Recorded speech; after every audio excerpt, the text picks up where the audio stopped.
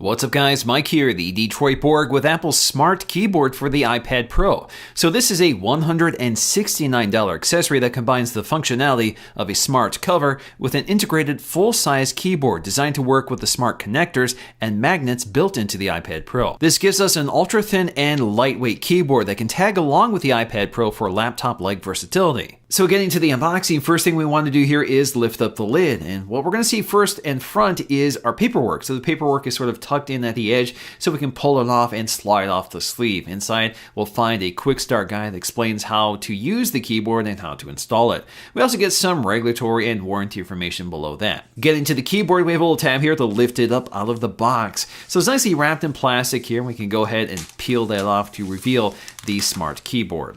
And just like the MacBook, if you open up the cover to reveal the keyboard, you'll actually find a piece of paper protecting the keyboard itself. The keyboard cover is very similar to the smart cover. The exterior is covered with a durable silicone material which matches the charcoal gray color used on other Apple case accessories. The interior is covered in a color-matching microfiber material that protects the glass of your iPad from scratching. And just like the smart cover, it only protects the front of the iPad. For full protection, you can purchase the iPad Pro silicone case for $79. So yeah, things do begin to add up if you add all those together. Also, like the smart cover, the flexible fabric hinge of the cover connects to the left edge of the iPad with magnets. The difference here is that we have a smoother surface and a set of pins that connect to the smart connector on the iPad.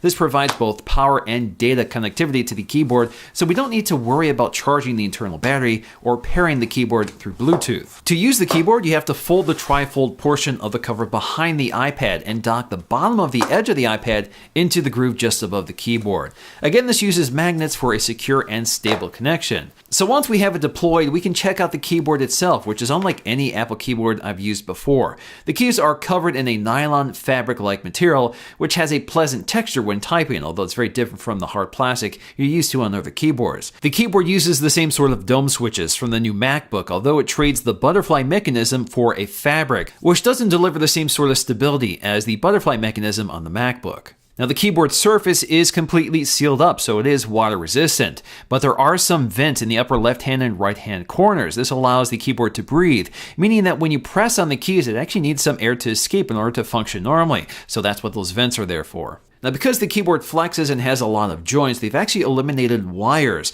So instead of using wires, it uses these conductive fabric strips. This so-called smart fabric is more durable than wired connections and can pass data and power bidirectionally. There is only one position for the keyboard, so what you see is what you get, but it is very stable. The keyboard is not backlit, unfortunately, and lacks a dedicated function row, but we do get a full Apple keyboard complete with Control, Option, and Command keys, which allows us to perform a huge variety of functions such as Command A to select all, Command C, X, and V to cut, copy, and paste.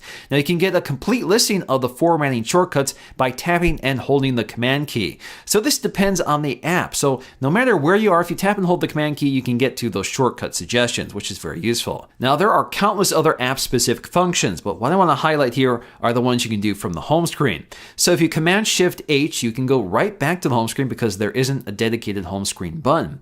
You can also Command Space to bring up Spotlight search, and just like on the Mac, you can Command Tab to switch between apps, which is very useful. So if you want to quickly see all the apps that are currently open, you see those little badges and you can continue Command Tabbing until you get to the one you want and launch right into it. This keyboard does get a dedicated keyboard key, so this allows us to bring up the emoji keyboard, which is something you can't accomplish with the physical keys.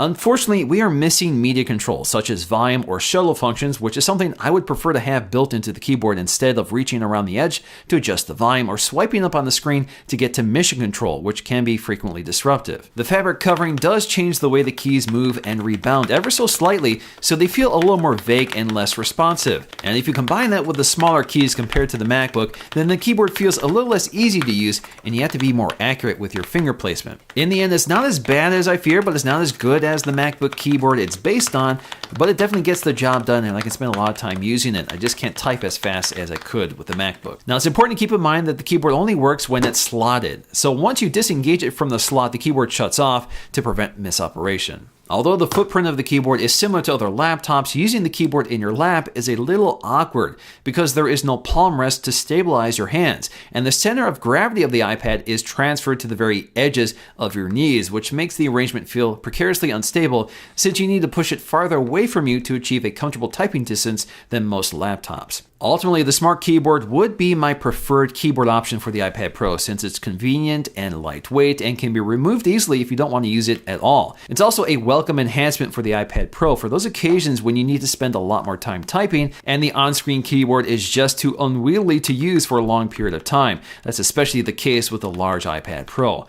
However, a keyboard on an iPad isn't quite the same experience on the MacBook. You have limited functions and no trackpad, so navigating the interface and operating some of the controls can feel quite clumsy relative to a MacBook, which allows you to keep your hands in a neutral position to manage just about everything. So although the Smart Keyboard does bridge the gap between the iPad and MacBook, it's still not exactly the perfect solution for existing MacBook users. But in the end, a touchscreen and cellular connectivity is an option you don't have with the MacBook, but you do have it on the iPad Pro.